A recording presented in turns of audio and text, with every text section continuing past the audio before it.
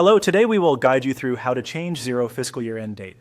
Changing your fiscal year end updates how your profit and loss, balance sheet, and budget reports roll up, so it's worth taking a moment to get it right.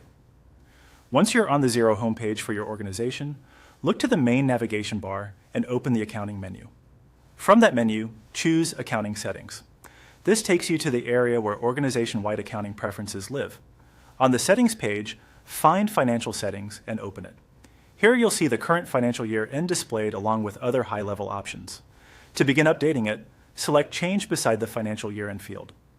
Xero will open a small panel or dialog where you can pick the month and day that reflect your new year end.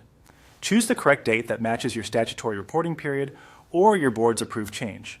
As a quick tip, most regions set fiscal year ends on the last day of a month. Pick the exact day shown in your corporate records. If you don't see the option, or it's grayed out, you may need the appropriate advisor or subscriber permissions. After selecting the new date, confirm it by clicking Done in that panel. You'll be brought back to the Financial Settings screen, where the new date is now shown but not yet committed. Take a second to review the change.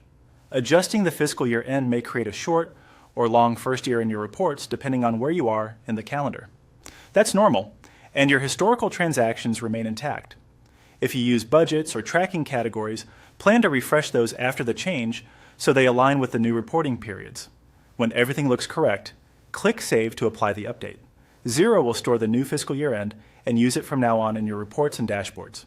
If your organization has reporting or tax deadlines tied to the previous date, make a note to rerun key reports, such as profit and loss and balance sheet, for the new period range.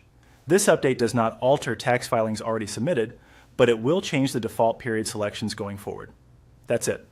You opened accounting, went into accounting settings, adjusted the financial settings by choosing Change, set the new date, clicked Done, and then saved. Your fiscal year end is now updated in Xero, and you're ready to continue with accurate, aligned reporting.